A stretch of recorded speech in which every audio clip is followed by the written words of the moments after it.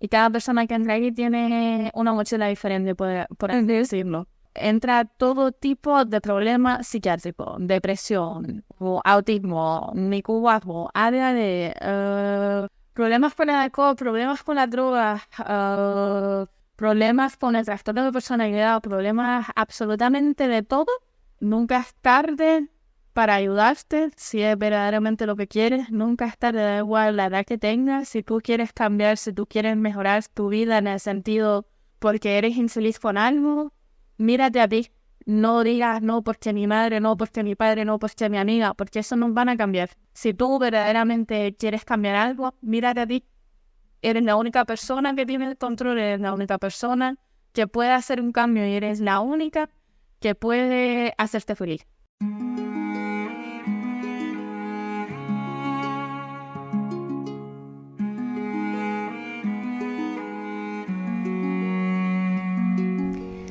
Hola, hola, hola, hola. Bienvenidos y bienvenidas a Un Café en la Nino Nino. Hola, hola, hola, hola. Hoy nos encontramos con Anaís en Pozo Izquierdo, en la isla de Gran Canaria. Sinceramente es una zona que no conocía mucho y he visto que hay un ambiente bastante furgonetero con el tema de las camper y está guay, está guay.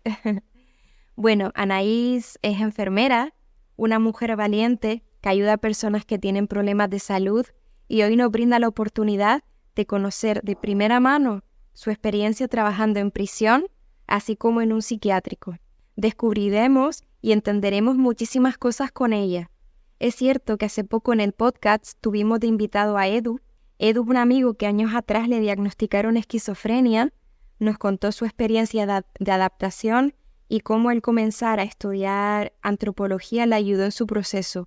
Muy interesante también, por si la quieren escuchar en Un Café en la Nino Nino, lo pueden escuchar en YouTube, en Spotify o en iVoox. Se titula La cura de la locura. Sin embargo, ahora es muy interesante también porque podremos hablar de la salud mental desde el punto de vista del trabajador, cómo lo viven, cómo lo sienten. Así que nada, Anaís, te agradezco muchísimo el estar hoy aquí con nosotros. ¿Qué tal? ¿Cómo estás? ¿Qué tal en las vacaciones?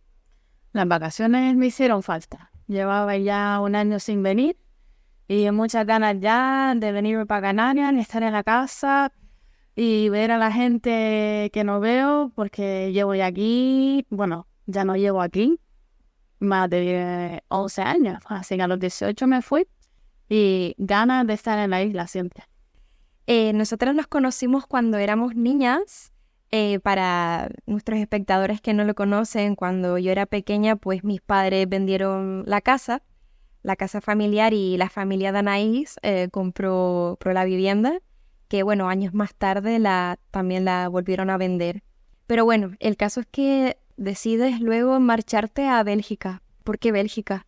No es que me decida, eso fue algo que mis padres decidieron por mí. Bélgica, porque mis padres son belgas. Y yo podía entender lo que ellos decían, no lo leía, ni lo escribía, ni nada, pero yo no tuve una infancia muy buena y el tema de irme a Bélgica me ayudó bastante también de salir un poco de esa infancia mala que tenía y de intentar hacer algo yo sola, pero no es algo que decidí yo, pero sí agradezco de que mi padre lo hubiese hecho porque eso me ayudó a crecer como persona y a salir un poco de la casa que no estaba muy estable, por así decirlo. ¿Y te gusta vivir allá en estos momentos? Me gusta vivir en Bélgica, me da una estabilidad económica que no la vas a encontrar en España. Me pagan bien y me puedo venir a Canarias 2 veces al año, puedo ahorrar, puedo tener un piso sola. Sí es verdad, el tema del alquiler en todos lados se está poniendo más difícil, pero por ahora todavía puedo pagarme el piso yo sola. Así que es verdad que el tiempo no es como el de Canarias, obviamente, pero Bélgica me da una estabilidad económica y una vida estable que Canarias nunca me pudo dar. Y entonces, estando allá, decides adentrarte en el mundo de la enfermería. ¿Por qué enfermería? ¿Qué fue lo que te motivó? Pues lo que me motivó fue mi hermano. Mi hermano, porque yo estuve un año estudiando la psicología pero me costó porque tuve que primero un año estudiar el belga, leer, aprender a escribir, a conjugar y a todo eso. Y ahí también me di cuenta que tenía dislexia, entonces se me hizo más difícil. Pero necesitaba algo con el que también podía hacer algo con las manos, algo aprender al hacer, no al leer ni a estar en clase. Y mi hermana me dijo, métete en la enfermería, que ahí el curso que yo seguí es un mes clase, un mes prácticas, un mes clase, un mes prácticas. Entonces todo lo que yo aprendía me salía en la práctica también, o al revés, no me tenía cosas en la práctica, después le doy en teoría. Y con el tema de la dislexia, pues me ayuda más a entender las cosas, a que se me queden, que el estudio no se me sea tan difícil. Pero al principio yo creía que no lo iba a poder hacer porque yo siempre quería trabajar en la psiquiatría. Y yo pensé en enfermería, por favor, no, que me va a dar mal. Pero mi hermano tenía razón, desde el momento uno que entré ahí me di cuenta de que era algo para mí, no incluso mucho estudiarlo. O sea, te encontraste con un reto primero de aprender el idioma allá y a la vez también adentrarte en una carrera que también ya de por sí tiene sus dificultades, ¿no? Sí, pero mi hermano me conocía mejor que yo me conocía en ese momento. Me dijo de que me veía siendo enfermera y que yo no sabía en ese tiempo que la enfermería también entraba en una rama de psiquiatría. Me informé y me gustó y dije, venga, vamos a intentarlo, que me han dado. El estudiar ahí no te cuesta tanto como en España. Para todo un año la matrícula me cuesta 1.100 euros con los gringos incluidos, ¿me entiendes? Así que es algo, vale, puedes decir, no tengo dinero ese ahora, pero tampoco para decir que te vas a quedar en deuda por intentarlo. Así que así lo intenté y me quedé y mira. O sea, estudiaste enfermería también pensando en la psiquiatría, que más adelante querías especializarte o, bueno, dedicarte a ello. Sí, yo no quería estar en la enfermería, en una planta de cardio o algo así, porque, a ver, teóricamente es súper interesante, pero yo quería estar con las personas. Yo verdaderamente quería hablar con ellas. El tema de psiquiatría siempre me ha fascinado porque siempre he querido entender a mi madre de por qué es como es, y por eso me centré en la psiquiatría, para poder entender qué es lo que salió mal en mi infancia y más adelante me ayudó a mí también. Entiendo que tu madre tiene alguna enfermedad. No está diagnosticado porque ella no entra nada en la psiquiatría porque, vamos a ver, no le interesa. Pero mi madre tiene un trastorno de personalidad bastante grave y se le llama tipo borderline, con temas de narcisismo. Y mi padre también es narcisista. Y, a ver, mi madre quería tener hijos, pero mi padre no. Y siempre he estado ahí un poco en medio. Mi madre no me trataba muy bien y mi padre hacía que no lo veía. Así que yo siempre pensé que yo era el problema, pero más adelante, sobre todo estando en la cárcel, me di cuenta que un montón de gente que acabó en la cárcel tenía el mismo problema mental que mi madre. Y eso me hizo ver de las cosas en casa eran más graves de lo que creía. Entonces, de alguna manera, el estudiar enfermería y especializarte dentro de la psiquiatría fue también un poco para poder entender tu realidad, poder entender tu contexto y, bueno, más adelante poder ayudar a personas que casi con el mismo historial que el mío, vamos a decir. Por eso me gusta tanto lo que yo hago, porque yo entiendo muy bien a los pacientes del por qué acabaron en la situación en que están. A mí me gusta muchísimo ayudar porque yo llevo desde los 18 años también, bueno, 19 más o menos, yendo al psicólogo y tengo 30 y eso me ha salvado a mí la vida, la verdad. Y yo no doy tabú a eso, o sea, es algo que a mí me ha ayudado muchísimo a entenderme, entender los traumas que yo he tenido, entender por qué algunas cosas pues como que no me surgen como a una persona más normal, por así decirlo.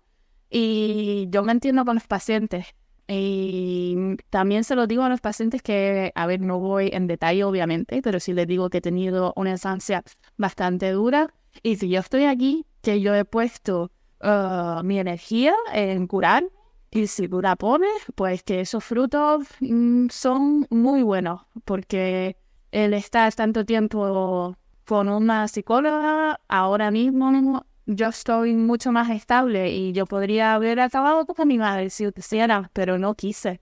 No quise tener una vida como ella tiene, ni tener las amistades, ni ser como ella era. Es verdad que algunas cosas, por criarme con ella, pues las tengo, pero al estar en terapia, pues intento controlarlas, ¿sabes? Y por eso me gusta mucho el tema de la psiquiatría, trabajar ahí, ayudar a la gente y que no los juzgo, pues que los entiendo. ¿Por qué crees que hay tantos tabús a la hora de aceptar tengo un problema de salud mental? En el sentido, hoy día pues uno pues, puede tener un resfriado, tener diabetes, hipertensión y de alguna manera pues decir, pues bueno, acepto que tengo esta enfermedad, pero en decir que tengo una enfermedad relacionada con la mente, yo creo que son por diferentes cosas, la verdad. Para empezar, la psiquiatría no es una carrera ni un estudio. O sea, es que no ha pasado mucho tiempo en la psiquiatría como para decir como la medicina. La medicina se lleva ya haciendo años. Y la psiquiatría es algo que tú tienes 100 y algo de años, pero la medicina lleva ya un cachazo más. Entonces, no hay mucho estudio ahí tampoco. No entendemos todo lo que pasa en el cerebro porque todavía no estamos en el punto ese. Después, yo también creo que si uno tiene la gripe, el remedio es igual para todos. Si uno se parte la muñeca, 6 semanas metido en yeso y es para todo el mundo igual. claro, Pero el tema de la psiquiatría, cada uno tiene un puzzle diferente que tiene que poner los trozos de ellos mismos y por eso es tan tabú, porque no hay una situación que yo tengo depresión, pues esta es la solución. No hay. La tienes que buscar tú. Y por eso creo que también tiene que ver con el tabú, porque es algo que no está dada de por sí, ¿sabes? ¿crees que también tiene que ver el hecho de que cuando son enfermedades de la mente uno lo relaciona con no estoy loco? Antes sí, antes era algo y la gente todavía lo dice, pero eso no es más de la generación antigua. La nueva generación es más abierta a ese sentido y el tema de estar loco porque estás en un psiquiátrico, pues ya está menos. También es como se veía antes en la tele, ¿sabes? En los psiquiátricos, todo blanco, las paredes por espuma y todo eso, eso ya casi ni se ve, ¿me entiendes? Se ve, vale, a lo mejor en el cine de rock, pero tampoco para decir, antes de los 90 era lo típico que veía, y entonces uno, pues veía la psiquiatría, años, me van a amarrar, me van a poner en una habitación de blanco y me dejan ahí tirada, ¿sabes? Y eso era el principio de la psiquiatría también, sobre todo con las mujeres, pero era para controlarlas. Y ahora ya no se ve así. La nueva generación pues lo entiende mucho mejor.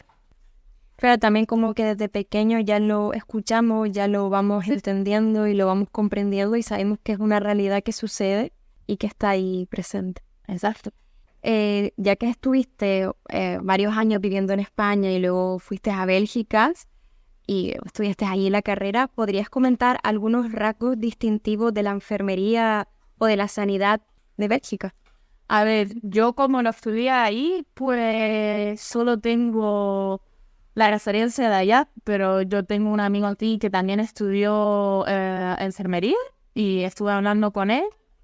Y lo que a mí me fascinó, por ejemplo, en Bélgica, todo, si tú, por ejemplo, estás ingresado, por lo que sea, el tema del corazón o algo así, y tú tienes que estar ingresado unos cuantos días.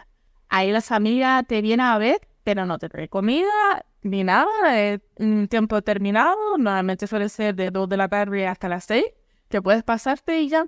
Pero en España, por lo visto, la familia te tiene que lavar, te tiene que dar de comer, es más algo familiar, mientras que nosotros aprendemos a cómo lavar a la gente, porque para nosotros vemos si tiene algo que se le ha pasado, decimos a la familia, por ejemplo, gente con diabetes, y los pies es algo que hay que tener en cuenta cómo están, porque si ahí se le abre el pie, pues tiene más posibilidad de una infección y cosas así. Y la gente que no ha tenido los estudios, pues tampoco se pone a mirar los pies, que es algo normal. Pero sí, eso me fascinó bastante, de que si la familia no se pasa, pues tú no te lavas, por así decirlo, que eso es algo que la familia tiene que hacer. pero a lo mejor es porque no hay suficiente personal o algo, eso no lo sé. Entonces, terminas tus estudios y comienzas en la cárcel. Sí, terminé los estudios y a mí siempre me fascinó el tema criminal, en el sentido de, como yo no le tengo miedo a la agresión ni a que me peguen o algo así, pues siempre lo he tenido en cuenta.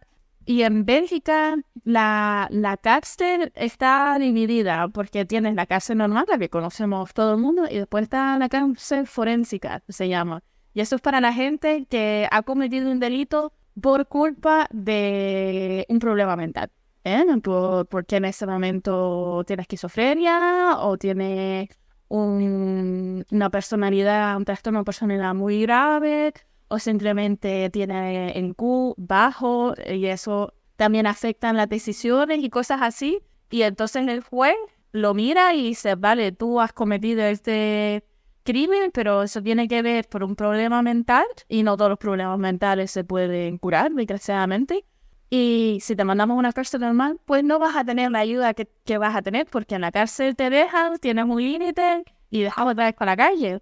Esa cárcel está especializada en que te intentan ayudar lo más que tú puedas en mejorar en tu problema mental, y después te mandan no directamente a la calle, te van como centro con menos seguridad hasta que así llegas a la calle, por así decirlo. Lo que no le gustaba a la gente de ahí, no le gusta estar ahí porque tú cuando vas a la cárcel normal tienes una sentencia y sabes en qué año vas a salir. Cuando tú tienes una sentencia en esta cárcel, no sabes cuándo vas a salir porque todo depende de tu proceso. Y entonces esa gente, pues como que querían estar más en la cárcel normal que en la cárcel como esta. Porque allí te dicen o mejoras mentalmente o no sales. Y en esa es la que estabas tú. Sí, en esa estaba yo. ¿Y cuáles eran las enfermedades mentales más típicas o las que más veías? Depende de dónde trabajaba. Había como 3 bloques. El primer bloque era para la gente en los primeros años para ver si el diagnóstico es el adecuado que se dio o no, si le podemos ayudar más o está en la cárcel adecuada, por así decirlo. Después tienes el bloque intermedio, que es el que está pasando ya como por así decirlo en un nivel, a otro nivel. Y después tienes el tercer bloque, y el tercer bloque es el que estaba ya casi para que tú puedas irte a un nivel más bajo de seguridad, ¿sabes? Ahí ya no estabas tan controlado. Yo trabajaba en el primer bloque, y en ese bloque también hay categorías, dependiendo en qué problema mental estabas, se te divide en categorías. Y yo estaba en la categoría de los psicóticos, en la categoría de los que hicieron el crimen de pedofilia.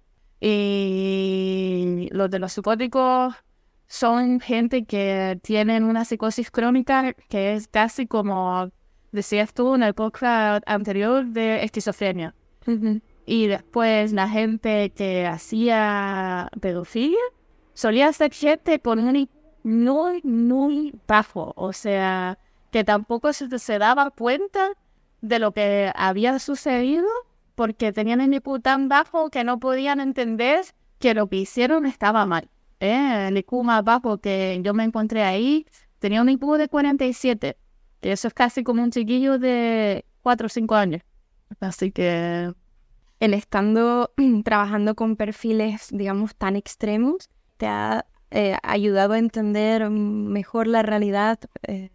Sí, lo que me ayudó bastante es el tema de la pedofilia, porque es algo muy tabú, y tú lo entiendo perfectamente. O sea, tú no quieres que nadie pase por eso, ni tú quieres que eso exista en este mundo, obviamente, ¿no? Pero lo que yo me di cuenta en trabajar ahí, que eso es un círculo vicioso en el sentido de la gente que hace pedofilia es porque ha pasado por eso también, y que no entienden de manera sexual cómo hacerlo de una manera positiva, ¿saben? Porque con el tema del IQ, que ya lo tienen tan bajo, no le va a gustar a una persona normal de 40 años. Le va a gustar más un chiquillo. ¿Por qué? Porque tiene el mismo mentalidad. Pero normalmente también son personas que también pasaban de que eran víctimas desgraciadamente, de que padre lo hacía o algún familiar y eran víctimas de por sí,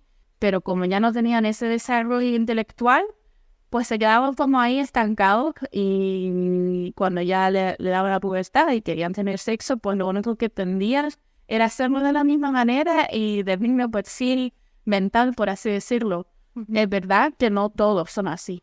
Uh-huh. Hay unos cuantos, porque son 10 y 10, por así decirlo, y yo te puedo decir que 8 de los 10 es ese caso. Y los 2 últimos que quedan es simplemente sabían lo que estaban haciendo, desgraciadamente, y no tuvieron que, o sea, no fueron víctimas tampoco, pero eso ya es más un problema de trastorno de personalidad. Y no tanto de un IQ bajo o no entender o tal, pero la gran mayoría es de eso. Detrás de esa problemática es entender cómo ha llegado a eso, ¿no? Un poco cómo ha sido su infancia, su educación, su desarrollo, cómo lo ha vivido, que al final pues ha llegado a eso, ¿no? ¿Y tus funciones diarias? Mis funciones diarias ahí era estar lo más tiempo posible con la gente y eso tenía que ver. Que si querían jugar a algo, jugábamos a algo, yo comía con ellos, iba al patio con ellos. También tenía la función, obviamente, de enfermera de dar la medicación, si tenían algún problema, llamar al médico, si tenía que hacer cita o no, hacer analítica, todo eso, pero era un día a día simplemente, porque ellos no, por ejemplo, no tienen internet ni nada, y si quería tener algo extra y tenían dinero, pues yo lo tenía por internet por ellos, ¿sabes? Que son tareas básicas. Uh-huh. Enseñar a cocinar, enseñar a cómo comportarse entre ellos, porque estás tú en la mesa de 10 y eres la única que está ahí sentada, pero si te digo que el IQ más bajo es entre 5 años, pues el otro tenía a lo mejor uno de 12, ¿sabes? Y cómo compaginar eso, que no llegase una pelea, que no llegase, ¿sabes? Todo eso es educar, la verdad. Claro, aparte de enfermera, eras también como educadora social de alguna manera, ¿no? Yo tenía a 2 bajo mi cargo y yo tenía que una vez a la semana hablar con ellos, hablar también de los crímenes y de cómo lo veían, si había un progreso o no, si hay algo que querían hablar con la psicóloga o hay algo que no se atreven a decir, que si te atreven a decírtelo a ti porque es más familiar que te lo digan a ti, a que estén sentados enfrente de la psicóloga y empiezan a hablar, ¿sabes? Claro. Y así. Eras enfermera, eras psicóloga, eras educadora social, era un poquito de todo, ¿no? Sí. Y bueno, el tema de la seguridad personal, o sea, ¿había algún tipo de protocolo? Sí, a ver, nosotros podíamos llamar a la policía si teníamos que isolar al paciente, pero intentábamos, obviamente, solucionarlos nosotros, pero hay mucha agresión porque simplemente cuando alguien tiene menos libertad se pone más agresivo, es algo que está teóricamente basado también y frustra, ¿sabes? Que no puedan ni salir al patio cuando quieran, que no puedan comer a la hora que quieran, ¿sabes? Todo está estructurado y eso aumenta la agresión también, pero si por ejemplo, a ver, yo llevo trabajando 7 años en la psiquiatría y nadie me ha pegado, pero eso también tiene que ver de que yo pueda ver las cosas antes de que pasen, es decir, anticiparme a las cosas, pero ahí teníamos como un teléfono siempre y cada persona tenía un teléfono y si por cualquier cosa también agresión entre ellos, teníamos un botón en el teléfono y todo el personal, porque se veía dónde estaba situado, se veía en el teléfono y todo el personal venía a ese momento y nosotros teníamos una vez al mes como prácticas de cómo coger a la gente, cómo amarrarla, por así decirla, ¿sabes? Cómo separar peleas, ¿sabes? Pero si era algo muy severo, como por ejemplo si hubiesen cogido un cuchillo o lo que sea, llamamos a la policía directamente. No somos gente con una formación, pero tampoco para decir que estamos aquí para meterte en todo, ¿sabes? Que teníamos lo básico, pero O sea, que has presenciado situaciones de riesgo. sí, muchas veces. Cuando yo estuve trabajando ahí también había un paciente que estaba obsesionado conmigo 3 meses, pero era el típico de yo voy aquí a hacer el berrinche y yo voy a ver si tú tienes miedo de mí. Imagínate, es un tío de unos 120 kilos, de casi 2 metros de altura, pero tenía la capacidad mental de 8 o 9 años. Pero él sí se enfadaba, cogía todo por delante. Y la gente, cuando vino de la cárcel y vino a nosotros, tenía el nombre de Pitbull, porque si cogía la garganta no te soltaba. Y ese intentó meterme el miedo, pero no pudo meterme el miedo porque él estaba tirando las sillas y las mesas y me llamaba de todo menos bonita, obviamente, pero yo me quedaba tranquila. Yo no hacía nada. Los colegas daban la alarma por mí, pero yo nunca le di la alarma a él porque yo entendía lo que estaba haciendo y eso duró 3 meses. Yo era entrar ahí y decirme de todo. Y ya cuando él se bajó, yo me acuerdo en el patio, estaba dando una vuelta, se viene a mi lado, me dice, venga, vamos a sentarnos, nos sentamos. Y me dice, Anaís, tengo miedo de ti. Digo, ¿tú tienes miedo de mí? ¿Y eso? Dice, porque eres la única que no corres cuando yo estoy tirando las sillas, tú estás más loca que yo. Y gracias a eso hubo un vínculo entre nosotros, porque como el test que me puso, lo aprobé. Y ya ahí, si alguien me decía algo malo, él se metía en medio. No le digas eso, Ranger, no sé qué, no sé cuánto. Pero es porque él estaba acostumbrado a que la gente no se quedara cuando él daba los berrinches. Y me empezó así, ¿cómo se dice? Trust. Confiaba en mí. Y así empezamos a hablar también del crimen que hizo y le pude ayudar bastante, la verdad. Me gustó mucho ese proceso porque como trabajas todos los días con los mismos pacientes, tú sabes ya cuando uno se enfada de verdad, cuando uno te está haciendo un test, cuando uno sabe. Y con él puse mucha energía, pero salió bien, la verdad.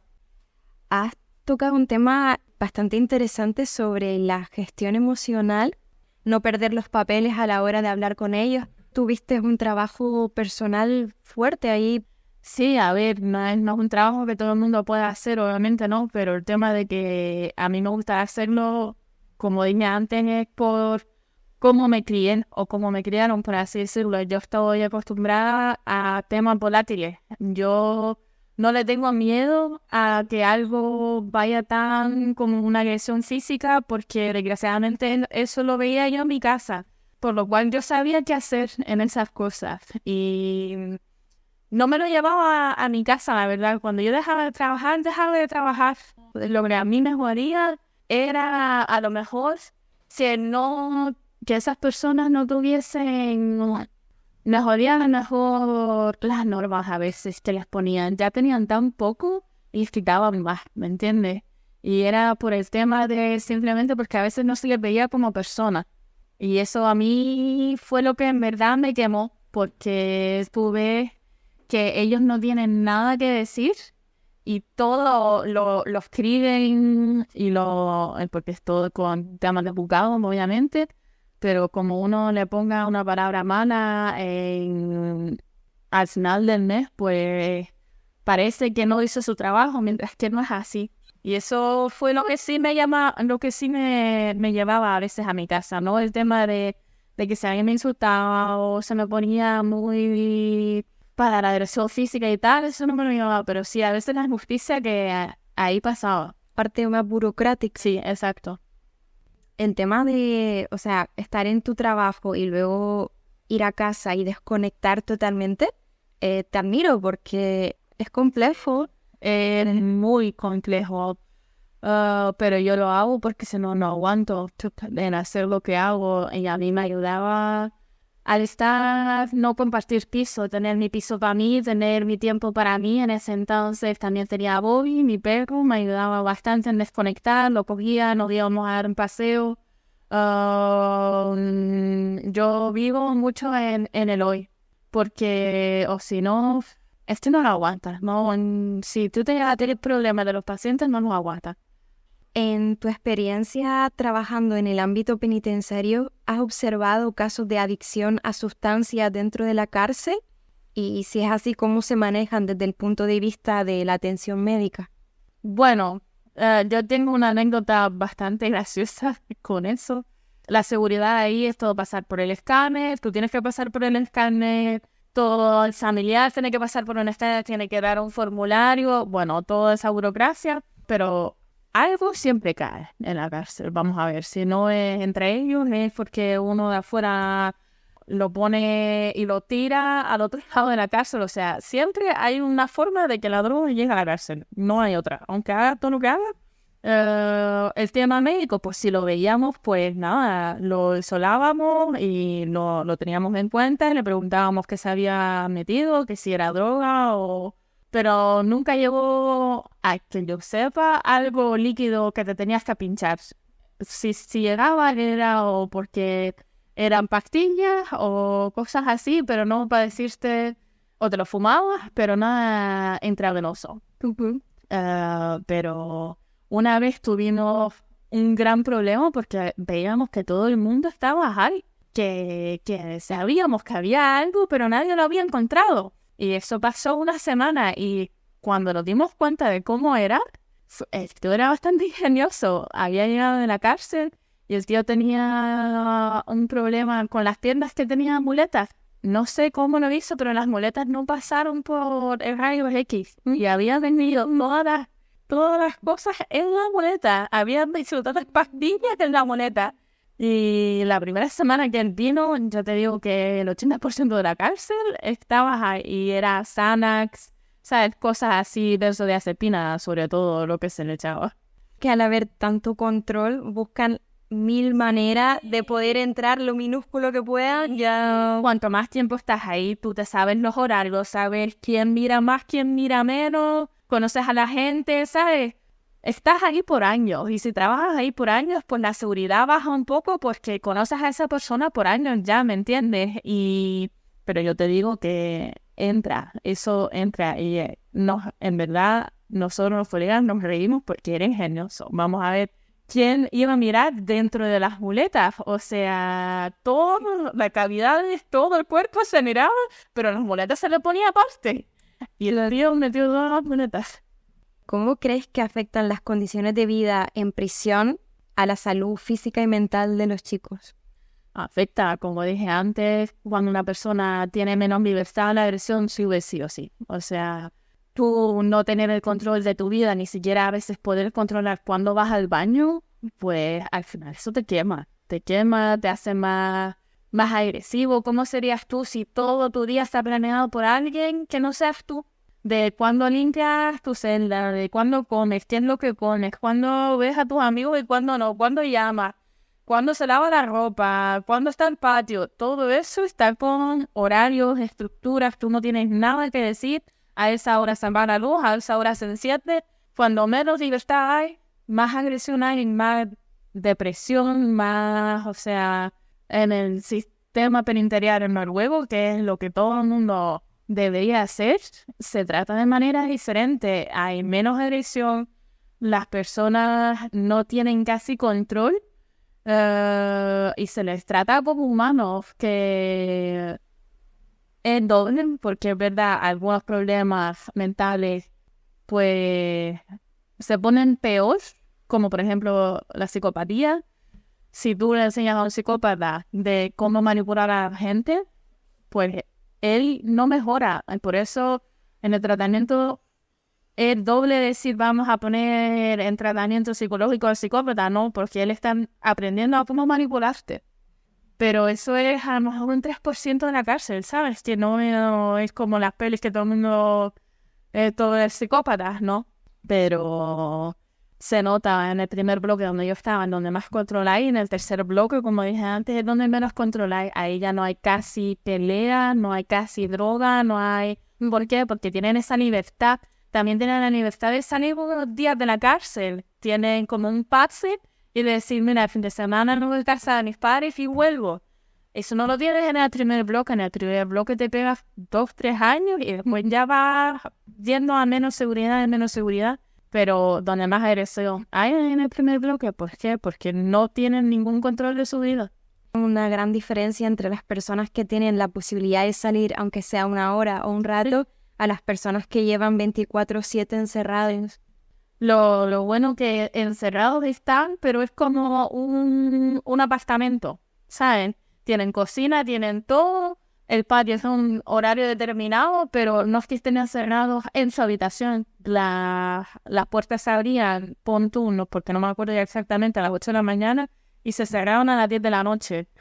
Y si no tenían o no se metieron en ningún pleito ni nada, pues podían estar todo el día dentro y fuera y estando en el sofá o viendo la tele o haciendo algo de comer. Pero desde que el momento de que tú estás en discusión con alguien o lo que sea, pues te dábamos como tiempos muertos, por así decirlo. Y era un esquema que tenías que seguir y estar tanto tiempo en la habitación cerrada bajo llave. ¿Y tú trabajabas con hombres o cuál era el perfil? Eran hombres al principio y después empezaron a llegar mujeres también, pero pon tú que en toda la cárcel eran 20% mujeres y los demás eran hombres. ¿Y cómo era la relación entre ellos? Todo el mundo tenía miedo cuando empezaron a venir las mujeres, porque el tema de que se van a quedar embarazadas, que esto y que lo otro, que van a tener relaciones, pero estuvo ok. Las cosas que asumimos pasaron también. Pero yo te digo, yo prefiero estar en un centro penitenciario de hombres al de las mujeres. El de las mujeres, eso es otro pleito. Eso a lo mejor menos agresión física, pero el tema mental, las mujeres te dan una vuelta. O sea, los hombres por lo menos te dicen que te van a pegar y te pegan, pero las mujeres se pueden pasar meses haciendo un plan y de repente te cogen y como te cojan la vuelta. Interesante. Sí, el de los hombres, a mí me gusta más el de los hombres, sinceramente. ¿Cómo crees que ha impactado la experiencia en tu vida trabajando en la prisión? Pues ahí yo me enteré de que, por ejemplo, había muchos perfiles que se parecían a mi madre. Y ahí yo ya me di cuenta de que en el caso de que yo pasé, yo no era tanto el problema como yo creía. Empecé ya a buscar más ayuda en mis preguntas, en cómo me sentía y aprendí mucho del tema también de la pedofilia, de cómo era eso y de por qué pasaba y por qué lo hacía la gente. Pero personal, sobre todo, me ayudó a ver que como que me abrió los ojos, primero en el sentido de que todo el mundo puede acabar ahí. Si no tienes familia, si no tienes dinero, no has tenido una educación, o sea, para llegar ahí se llega fácil, por así decirlo, ¿sabes? Si tienen todas las cartas malas, llegas ahí. Y entiendo por qué la gente llega ahí. ¿Cuánto tiempo estuviste trabajando en la cárcel? Un año y algo, 1 año y 3 meses o algo así, estuve trabajando. Y luego decides cambiar al hospital psiquiátrico. Sí. ¿Qué fue la decisión de decir, ¿por qué cambio? ¿Por qué te quieres ir? Para empezar, me pagaban menos. Y no me pagaban tampoco el tema de una cuota de seguridad, por así decirlo, porque era un trabajo que en cualquier momento la gente me podía pegar, ¿sabes? Que gracias a Dios nunca me pasó. Pero yo he visto a colegas que han sido ingresados en la UCI y todo, ¿sabes? De las hostias que se han llevado. Y no te lo pagaban, ¿me entiendes? Te pagaban mal, no había mucho beneficio. Tú eso lo hacías por los pacientes, en verdad. No lo hacías por dinero, ni lo hacías para llegar en un estado alto de la burocracia. No lo hacías nada por eso. Y la cosa que yo me quemé por el tema que ya nos estaban tratando como personas y estar todos los días ahí, o sea, peleándote con el jefe y cómo son las normas, cómo son las cosas, pues eso me quemó muchísimo, y ya no sentía eso de que estaba ayudando a nadie porque no me dejaban ayudar porque las normas no me lo permitían. Y esa fue la decisión de por qué yo cambié de trabajo. Me jodió mucho porque tuve que dejar a mis pacientes porque llevaba 1 año y algo siguiendo. Pero la verdad, en el trabajo en el que estoy ahora me pagan mucho mejor, las horas son mejores. tengo más esa sensación de que verdaderamente estoy ayudando a la gente. Tengo más libertad en cómo trabajo. No estoy tan bajo normas porque yo no estoy bajo el juzgado ya trabajando. Yo estoy trabajando para un hospital que es diferente. Y tengo más libertad en cómo yo trabajo. ¿Qué tal fue esa transición, ¿no? De prisión a llegar al hospital psiquiátrico? O sea, tus comienzos allá. Yo me acuerdo que los colegas me decían que yo estaba arrebatada por cualquier cosa que pasaba. Yo estaba ahí.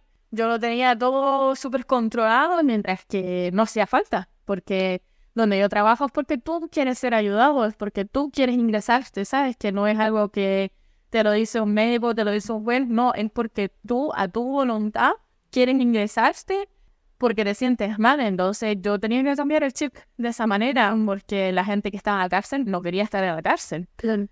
Y yo estaba encima de ellos de una manera que agobiaba, ¿sabes? De una manera u otra. Y yo tuve que aprender a poner la responsabilidad en ellos también para mejorarse, porque en la cárcel toda la responsabilidad era como mía, porque si no querían ser ayudados, no salían de ahí.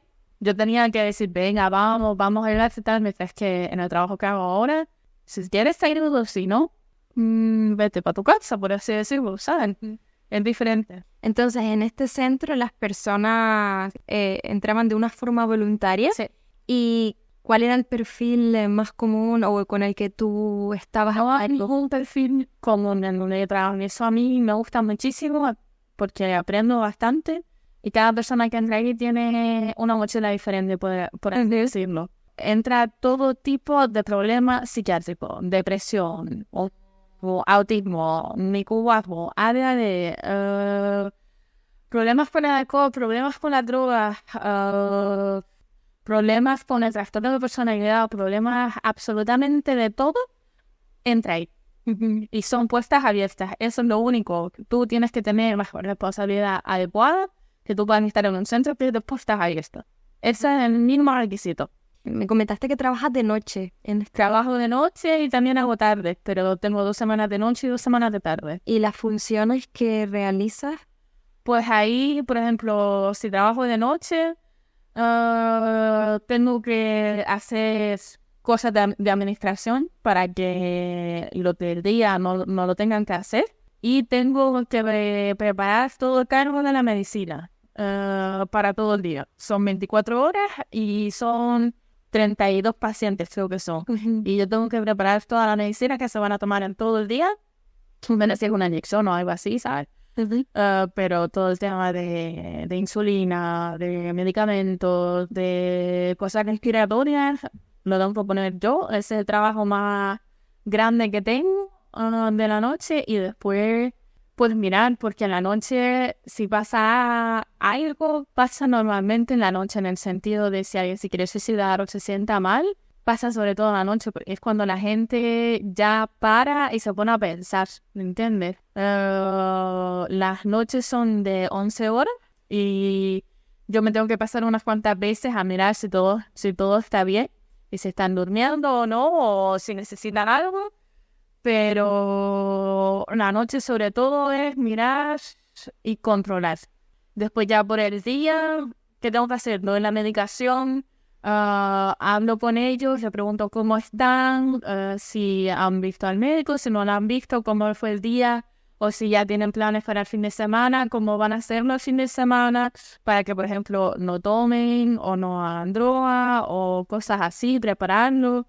Van a terapia por el día también. A veces la terapia es muy dura y ha visto un sentimiento muy duro. Entonces tú vas, lo oyes, dices cómo estás, cómo vas a entrar en la noche, ¿sabes? Vamos a hacerlo bien o hay que dar un plan o eso más o menos es lo que hago yo todo el día. Y ellos están de forma voluntaria, pero pueden salir. Pueden salir. Los fines de semana a nosotros nos gusta que estén en la casa también, que estén de donde vengan, porque solo pueden estar 3 meses con nosotros. Y si se pasan los 3 meses solo con nosotros, pues entonces el mundo externo se les va a caer de una manera en la cabeza de, hostia, ya no tengo esa estructura, ya no tengo a nadie que me hable. Por eso nos gusta que los fines de semana vuelvan a la casa, por si pasa algo, poder hablar del tema de ¿por qué tomaste? ¿Qué estrés te dio? ¿O por qué te sentiste de esta manera? ¿Por qué tenías pensamientos suicidas? O sea, hablar del día a día porque al final siempre van a volver a su casa. Y para nosotros es importante de que la casa sea más llevadera. Cuando estén también tanto tiempo encerrados, ¿verdad? Que tengan esa parte de sociabilidad con su entorno. Porque yo siempre le digo a mis pacientes, yo no me voy contigo cuando tú te vas de aquí, yo no me meto en el bolsillo y te digo algo, ¿sabes? Tú lo tienes que intentar hacer solo. Lo que nosotros sí hacemos es intentar ayudarte a ver por qué te sientes de esta manera y qué es lo que necesitas para que no te sientas de esta manera. ¿Y qué estrategias usas para manejar el estrés que conlleva trabajar con pacientes de problemas de salud mental graves? Hay personas que se van de fiesta y igual, yo odio la fiesta, sinceramente. A mí me gusta estar en mi casa cuando yo he tenido un día muy duro. Hay veces que yo no puedo ni encender materia porque tengo la cabeza tan llena que no me concentro ni en la tele. Lo que a mí me gusta entonces es o darme un paseo o dormir. A veces también me ayuda a dormir para despejarme. Y si yo soy muy casera, a mí me gusta leer, a mí me gusta estar en mi casa, a mí me gusta estar mi tiempo sola, porque date cuenta que todo el tiempo que yo estoy trabajando, yo estoy para otra persona. Mis sentimientos, cómo yo me siento, lo que yo pienso, lo que yo hago, no está en esas 8 horas. ¿Por qué? Porque tú estás para el paciente, tú estás para sus problemas, tú estás para apoyarlo. Y eso a veces sí, si has tenido un día que, por ejemplo, 5 personas han querido hablar contigo porque han tenido un día muy difícil, como te agota, ¿no? Te chupa toda la energía. Y como yo me recargo, es hacer cosas que a mí me gustan. Ir a comer, o comer lo que a mí me gusta en ese momento. No estás todo el rato con una dieta o algo así, porque si no, es que no arranco y no aguanto. Leerme el libro que me gusta, ver las pelis que me gustan, que por ejemplo Harry Potter, una maratón todos los fines de semana, vale, eso a mí me cura las ansias, por así decirlo. Y cada uno lo hace de manera diferente. Yo soy muy mía y soy tranquila y me gusta estar en mi casa. Y porque si yo estoy muy saturada, aunque tenga planes para salir, los cancelo. Sí, me encanta escuchar esto porque te comento, yo estuve trabajando antiguamente en un centro de ayuda humanitaria con chicos que llegaban de África y digamos en el centro a veces pues podían haber perfectamente 1000 chicos, a veces menos, a veces más, dependiendo de la época. Gestionar esa situación y luego irte a tu casa, a mí me costó desconectar de eso, ¿no? Y empezar pues a cuidarte a ti, porque claro, en tu trabajo estás por y para ellos, para ellas. Pero luego está tu vida personal, que también es importante. Sí, y es muy importante desconectar de... Tú lo tienes que ver que la herramienta de mi trabajo soy yo. Es mi salud mental, mi herramienta es mi salud mental. Y yo tengo que estar bien, porque si no, no puedo trabajar. Si, por ejemplo, en casa ha pasado algo y estoy un poco mal, por yo qué sé, por una ruptura o no, o porque el gato se me puso enfermo, o porque cuando mi perro se murió, eso a mí me quemó muchísimo de tener esa ansia, esa tristeza. Yo no podía estar con un paciente hablando de tristeza porque si no yo también me echaba a llorar. Y eso lo tienes que tener tú bien, sanado, para poder estar y hacer lo que tú haces. Por eso es importante que tu salud mental, tu casa, a ver, obviamente no siempre va a estar bien, es normal. Y haciendo ese trabajo, tus colegas lo saben, tú se lo dices a tus compañeros y dices, mira, hoy tengo un día malo, por lo que sea.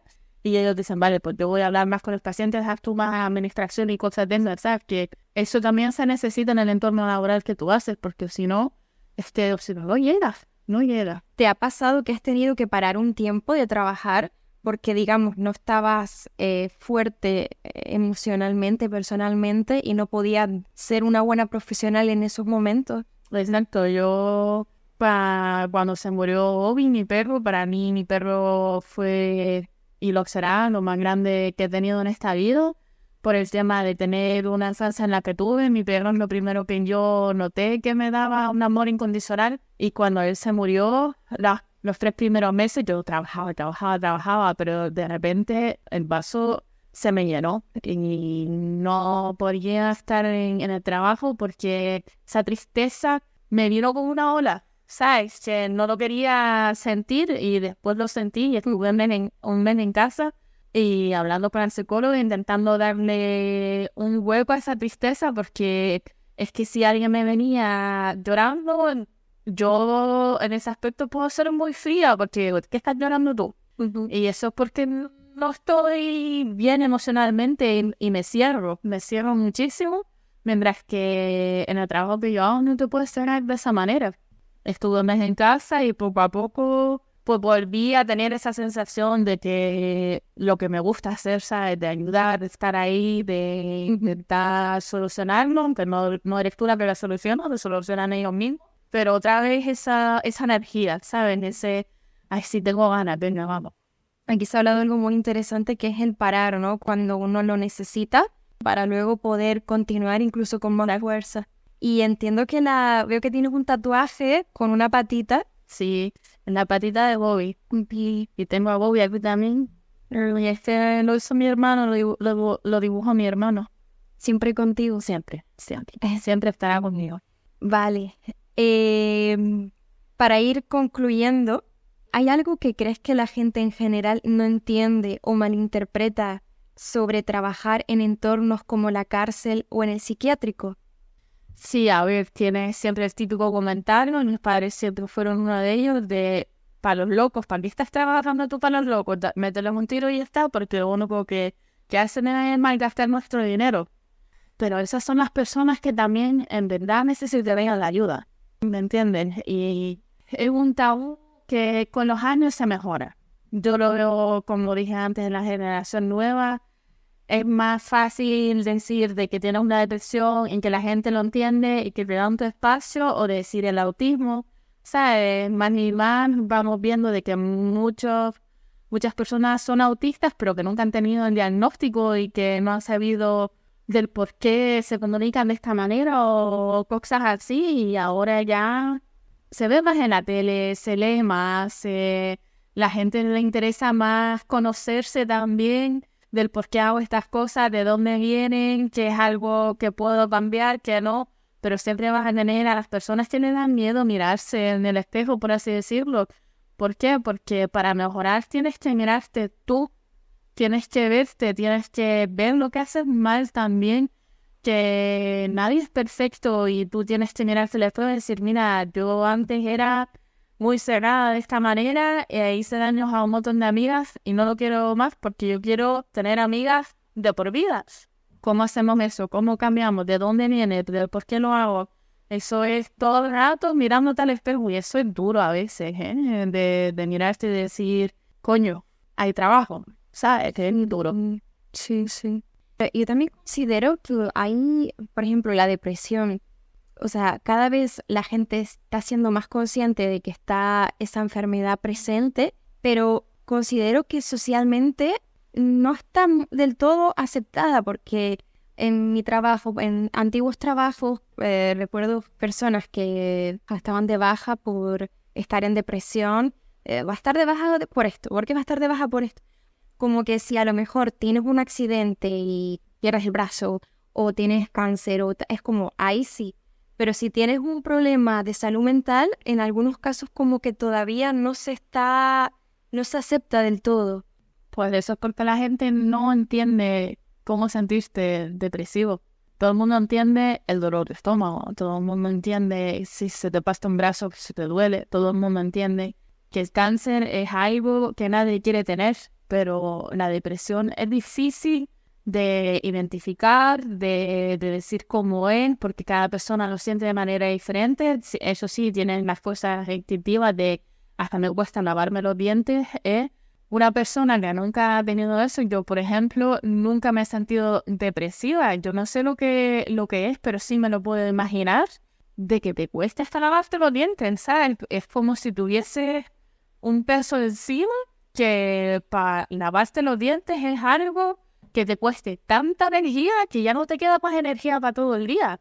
Pero eso yo lo entiendo. ¿Por qué? Porque yo necesito cargar mi energía de una manera específica. Si yo salgo de fiesta todos los días, a mí no me queda energía. A mí no me metas en mitad de la romería porque no. Mientras que los otros necesitan la romería para tener la energía, ¿no entienden? Y eso es lo que tú tienes que identificarte para ti. ¿Qué es lo que hace que a mí me aumente la energía? ¿Y dónde quiero meter yo mi energía? Porque, vale, a mí una romería me parece, pero yo no voy a estar detrás de las carrozas. Si voy a una romería, pues me pongo en un lado, estoy tranquilita, ¿sabes? Es mirar qué es para ti. Y mucha gente no entiende ese concepto de una depresión como alguien para lavarse los dientes que gaste toda la energía, y alguien con depresión para que le vuelva la energía, eso agota incluso más, porque si tú lo ves químicamente en el cerebro, es que no hay serotonina en esa gente, no les queda nada. Poco a poco se les va aumentando, pero ¿por qué? Por el tema de la medicación te da la serotonina que tú normalmente la tienes cuando te levantas. La gente con depresión es que no la tienen, es que ya no les queda la serotonina. Y eso puede ser hasta incluso algo genético, ¿saben?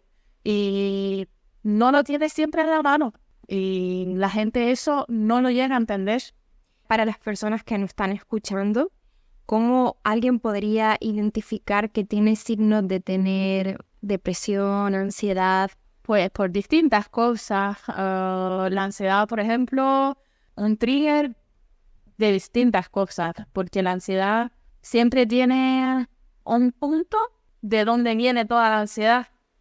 Pero la pregunta es, ¿cuál es ese punto? Yo también tengo ansiedad y yo lo controlo de la manera que puedo, pero mi punto exacto viene del trauma de cuando yo era pequeña, de no tener algo seguro en mi vida, ¿sabes? Y de saber eso, pues puedo yo misma mirar, vale, está bien, no hay ningún problema, no hace falta que tengas ahora ansiedad. Depresión es algo más que la gente lo tiene algunas cosas que son muy típicas de la depresión, como por ejemplo lo que te dije, estar muy cansado, dormir todo el día, darle la vuelta al día en el sentido de estar por la noche despierto y por el día estás muy cansado. ¿Por qué? Porque la química del cerebro, la gente con depresión típicamente le da la vuelta al día, porque si hay algo de serotonina te sale por la noche, no te sale por el día. Y eso es algo muy típico. Algo muy típico también es no tener ningún pensamiento positivo o creer de que no lo tiene, pero sí te pasa, pero se te olvida, porque el cerebro es jodido en este sentido de la depresión. No le deja pensar en algo positivo. Si tú le dices a alguien con depresión, ¿cuándo es la última vez que estuviste feliz? Y no te puede contestar, mientras que tú sabes, porque conoces a esa persona que a lo mejor hace 2 años, en esa situación sí estaba feliz, pero el cerebro no te deja llegar a ese pensamiento por el tema de la serotonina. Y por eso es tan jodido salir de la depresión. Lo que yo le digo a mis pacientes, que si les pasa eso, que tengan un boli en mano y una libreta pequeña y que escriban, aunque lo mínimo, por ejemplo, estás en la calle y pasas a un perro y sonreír, apúntalo, porque es un poquito de serotonina y es también un poquito de esperanza, de que saben, de que la felicidad sí está. Lo único jodido de la depresión es que el cerebro no te deja volver a pensar en ese mínimo momento en el que estabas feliz. ¿Y te gustaría compartir, para finalizar, alguna reflexión o lo que sientas que quieres transmitir a todas las personitas que nos están escuchando en estos momentos? Hombre, a mí me gustaría decir de nunca es tarde para ayudarte, si es verdaderamente lo que quieres. Nunca es tarde, da igual la edad que tengas. Si tú quieres cambiar, si tú quieres mejorar tu vida en el sentido porque eres infeliz con algo, mírate a ti. No digas no porque mi madre, no porque mi padre, no porque mi amiga, porque eso no van a cambiar. Ellos son quien son. Si tú verdaderamente quieres cambiar algo, mírate a ti. Eres la única persona que tiene el control, eres la única persona que puede hacer un cambio y eres la única que puede hacerte feliz. Nadie más te puede hacer feliz. La felicidad la tienes que buscar tú Y para todo tipo de personas la necesidad es diferente. No mires a tu vecino, no mires a tu amiga. Si tú estás feliz con lo que tú tienes ahora mismo, pues sigue ese camino. No hay otra cosa mejor que mirarte para ti. Ahora, finalizar, una serie de preguntas de seres hermosos que han querido preguntarte cositas. Algunos me lo han dejado escrito y otros han enviado el audio. Así que vamos a empezar por los que están escritos. ¿Se consume droga en la cárcel? ¿Cuál es la droga más adictiva que se ve en la cárcel? En la cárcel se consume, aunque tú creas de que lo tienes todo al lado, ¿no? Como dije antes, droga va a entrar sí o sí. Y la que más se consume suele ser pastillas. Y las pastillas, las benzodiazepinas, eso es del Xanax a algo para dormir, a cosas que un médico de cabecera te puede dar, pero es súper adictivo la benzodiazepina y eso hace de que te relajes. ¿Te costaba dejar los prejuicios a un lado a la hora de desempeñar tus funciones en la cárcel? No, porque yo no empecé con mi trabajo con prejuicios. Yo los veía como personas y yo sabía lo que habían hecho, pero yo no tenía en mente el crimen que hicieron. Yo los veía quiénes son y los conocía día a día.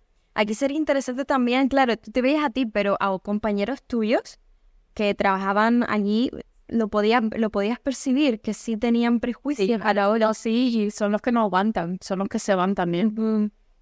Vale, ahora te voy a poner los audios. Mi pregunta es, basándote en tu experiencia como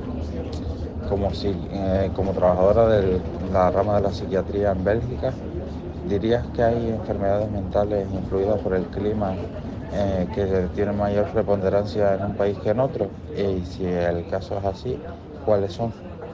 Pues buena pregunta la de Edo, y es así. Por ejemplo, en Bélgica se ve mucho más el tema de la depresión, mucho el tema de suicidio, que por ejemplo en Canarias. En Canarias obviamente también hay, pero no en los mismos números que allá.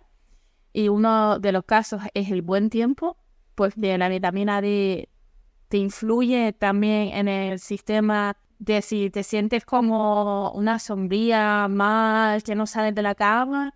La vitamina D, si la tienes baja, te da ese efecto también. Y si ya tienes depresión de por sí, pues te cuesta muchísimo salir de ahí. Y también como la cultura. En Bélgica todo es, tú tienes que tener una casa, tienes que tener esto antes del tiempo determinado, tienes que, ¿sabes? No voy a trabajar para después ya en tu día mayor poder disfrutar. Mientras que aquí en Canarias es, hoy ya miramos, mañana ya vemos.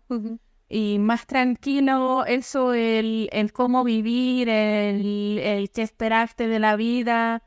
Si me da dinero para hoy, pues bien, mañana es otro día, ¿sabes? En Bélgica es mucho el tema de tener un título, ser alguien, trabajar, muy así todo. ¿Tiene otra pregunta, Edu? Tengo otra pregunta para ti. Basándote en tu experiencia como sanitaria en un recinto penitenciario, ¿ves conexiones en el modus operandi de las cárceles y los psiquiátricos? Como yo te digo, la cárcel en la que yo estaba era especializado para las personas con la psiquiatría. Pero si yo te digo la cárcel normal, en Bélgica, si tú tienes un problema psiquiátrico, porque han venido pacientes de la cárcel, de que tienen, por ejemplo, esquizofrenia, pero gente con esquizofrenia tiene que estar medicada siempre, porque si no le dan los piques eso, y que los metían ahí y que no le daban medicación y se pasaban el día en otro mundo, ¿saben? Y la esquizofrenia se les subía y no se les miraba. Por eso Bélgica tuvo multas de no tener una cárcel especializada en eso. Pero que se parezca, no sé la verdad.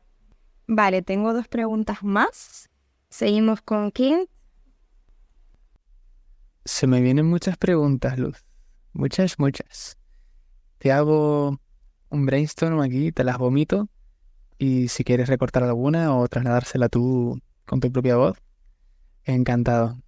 Me hará mucha ilusión escucharlo, por cierto. ¿Qué distingue a un paciente psiquiátrico de una persona mentalmente sana? Esa buena pregunta. Eso es algo, la primera cosa que te diría es que es una persona sana, para empezar. Todo el mundo tiene algún problema psiquiátrico, si lo quiere ver.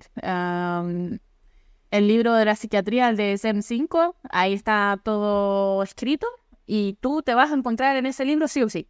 Es que no hay manera de que tú hayas tenido una vida tan normal que no te haya pasado nada. Es que eso no existe. Entonces, ¿qué es una persona psiquiátrica? ¿Qué es una persona normal?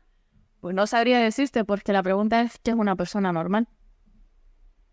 Así que yo veo a todo el mundo que tiene un problema psiquiátrico. Pero así es como no lo veo yo. Muy interesante en verdad, porque cuando uno se pone a analizar su vida, siempre hay cositas, siempre tenemos alguna mochila o algo ahí. Exacto. Una es más grande que la otra, pero siempre un padre no puede hacerlo todo perfecto. Es que no, eso no existe. Eso no existe. Pues sigue la pregunta o otra. Otra. ¿Crees, mejor dicho, has percibido algún tipo de sabiduría o de especial lucidez en personas etiquetadas por la sociedad como locas? La pregunta de la tengo que ser loca también. O sea, es algo que te lo dicen las personas, ser loca cuando alguien no cumple la norma de la sociedad. Y entonces tú te preguntas, ¿soy loca yo o soy loca la sociedad? Porque lo que espera a veces también la sociedad, pues como que no. Porque entonces yo también me defino como loca, porque yo tampoco hago lo que sí la sociedad quiere de mí. Yo no quiero hijos, yo no quiero casarme, yo tengo 30 años y me gusta estar sola, no me gusta ir de fiesta, ¿sabes? Entonces yo también tendría el tema de estoy loca, porque no hago lo que se espera de mí de una forma estándar normal. Y el tema de estar loca, yo eso tampoco me lo creo, porque todas las personas hacen algo por algo. Uno no se enfada porque sí, uno no tiene pensamientos de suicidas porque sí, uno no te insulta o lo que sea porque sí, ¿sabes? Siempre del por qué alguien hizo algo tiene que ver con una emoción detrás, con un pensamiento detrás, con algo, siempre es algo, porque sí no existe. ¿Qué significa realmente tener salud mental? Si las personas con las que tratas se consideran enfermas mentales, ¿qué es eso que les falta o eso que les sobra? Buena pregunta, buena pregunta. Como yo veo salud mental, es alguien que quiere tener un balance en quién es y qué es lo que ha pasado. Y eso es un proceso, el balance ese es un proceso para toda la vida. O sea, yo por lo que pasé, yo sé que toda la vida yo voy a tener que estar trabajando conmigo misma. Y para mí eso es tener una buena salud mental, porque es algo que yo quiero hacer, que mis problemas no sean problemas de otros, ¿sabes? Que por lo que yo he pasado no tenga que sufrir otra persona más. ¿Seré perfecta? No, nunca seré perfecta y tendré mis cosas que siempre tendré, la misma cosa en la que siempre tendré que trabajar, pero yo te puedo decir que estoy mucho más estable ahora a lo que estuve 5 años y para mí eso es salud mental. El trabajar, el mirar de por qué haces estas cosas, por qué sientes lo que sientes, de dónde viene, cómo lo pueden mejorar, cómo no. O sea, yo sé el trabajo que he hecho ahora, el trauma nunca se me va a ir, pero lo he sanado todo lo que he podido sanar. Mi trauma no lo voy a poder sanar más. Lo que yo ahora intento es mirar cómo tener mejores relaciones y que el trauma no afecte tanto a mis relaciones, por ejemplo. Y para mí eso es salud mental. Yo me estoy llevando una de aprendizajes hoy y de conocimientos que también luego tengo que gestionar y escuchar bien porque guau. Vale, la última pregunta de una chica, de Patricia. A mí, por ejemplo, me gustaría que le preguntara si de verdad los presos son tan agresivos como dicen algunas personas, que, que dice que pegan al personal y profesores también me han dicho que con el personal sanitario, o sea, enfermeras y médicos, que no les pegan tanto como a los guardias y demás, pero que si tienen que pincharle, porque a lo mejor algunos diabéticos, intenta clavarle la aguja a la enfermera y tal, y quiero saber si de verdad es así, tanto como lo pintan la gente de fuera, o no. Buena pregunta. ¿Verdad? Me supongo que será verdad, pero ahí tienes que mirar y analizar cómo ellos son tratados. Yo confío mucho en el sentido de si tú tratas a una persona con respeto, te van a tratar con respeto. Si ellos no tienen la sensación de que tú le estás pues mintiendo la verdad, porque eso es lo peor que puedes hacer con alguien que está en la cárcel, es mentirles, porque ellos lo huelen, ellos saben si estás mintiendo o no, pero si tú dices la verdad y te hacen una pregunta que no sabes o simplemente no quieres contestar, pues tú le dices, mira, pues no lo sé, lo siento, no tengo ni idea, o le dices, mira, esa pregunta no la quiero contestar por cualquier razón, y si tratas a las personas con respeto, yo te digo que la agresión, como te digo, como dije yo antes, llevo trabajando 7 años en la psiquiatría y nunca me han pegado. Y eso tiene que ver con algo de cómo yo trato a la gente también.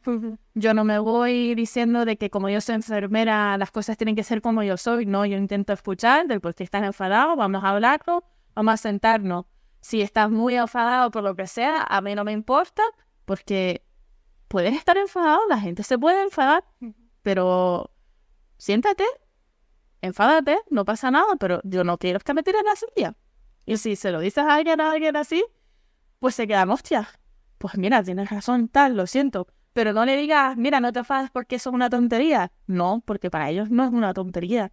Si tú estás todo el día tocándole los cojones a alguien, pues es normal que te dé la hostia porque, coño, no tienen otra cosa que hacer y si eres tú la que tiene el poder, si encima lo maltratas, pues es muy, o sea, normal a lo mejor no es la palabra porque yo nunca lo haría, pero yo tengo eso de poder controlarme. Hay gente que no tiene esa capacidad para poder controlarse y si encima le estás dando ahí, pues Claro, aquí la importancia de empatizar, de empatizar con la persona, de escucharlo. y de decir la verdad, simplemente la verdad, y eso lo aprecian muchísimo porque están acostumbrados a que no le digan las cosas o a que mientan o a que lo manipulen. Yo siempre he sido muy transparente y, por ejemplo, si alguien, por ejemplo, lo tengo que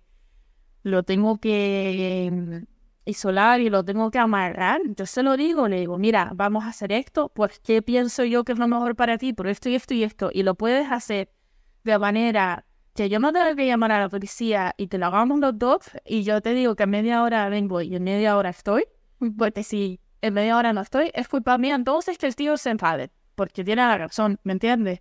Pero si yo prometo una cosa, las hago, y si por cualquier cosa no llego a la media hora, pues yo llego antes y digo, no puedo venir a la media hora, vengo en 10 minutos o lo que sea, ¿me entiendes? Pero tú tienes que ver que esas personas no tienen libertad y tú tienes todo el control. Y eso, imagínate ser ella. Imagínate. ¿Cómo estarías tú en el otro lado de la silla? Y de que uno esté en el trabajo a gusto también. Eso es súper importante porque muchas veces se está en el trabajo o por el dinero, o porque te tocó trabajar en esto, o porque el X circunstancias, y no se da un trabajo correcto con las personas, que al final son personas, no son objetos, son personas que hay que saber tratar, ¿no? Y eso... Y como dije, nadie es perfecto. Yo también he tenido días que he tenido un día muy malo y me encaro al paciente y le digo algo y después yo me doy cuenta y dije, mira, ahí estuve un día muy malo, lo siento, yo no quería ser así. Y ellos pues como que suavizan porque se dan cuenta también de que yo soy persona, ¿me entiendes? Que yo tampoco soy perfecta. Que si un día no he enfado más por cualquier cosa que no están acostumbrados, pues eso es lo que te digo, mírate a ti, mírate del por qué una persona ha cambiado contigo, tiene que ver algo contigo, hiciste tú algo, pero siempre te háblalo y le dices, mira, yo noto de que has cambiado conmigo, ha pasado algo, y que te digan, pues sí, porque te enfadaste ese día y no lo entiendo, y tú decir, pues mira, pues no me enteré, no me di cuenta, no era mi intención, ¿sabes? Y eso hace de suavizar las cosas y de poder empatizar y de hablar y de enseñar también de que nosotros también somos personas y que yo también a veces me enfado. Pues nada, Anaís, te doy las gracias por compartir estos conocimientos porque la verdad ha sido un chute de información. Creo que las personas que hayan llegado hasta aquí también estarán muy satisfechos con todo el abanico de información que nos has brindado. Te agradezco que el tiempito que viniste aquí de vacaciones pues hayas podido tener un día para contar tu historia, conocerte mejor. Es cierto que, bueno, te conozco de pequeña, pero bueno, de niña. Y ahora pues siento que te conozco muchísimo de la forma en que te has abierto con nosotros y bueno, te doy las gracias por ello. Nada, con ganas lo hice. Pues nada, hasta luego y espero que te vaya todo muy bien. Gracias. Chao, chao, chao.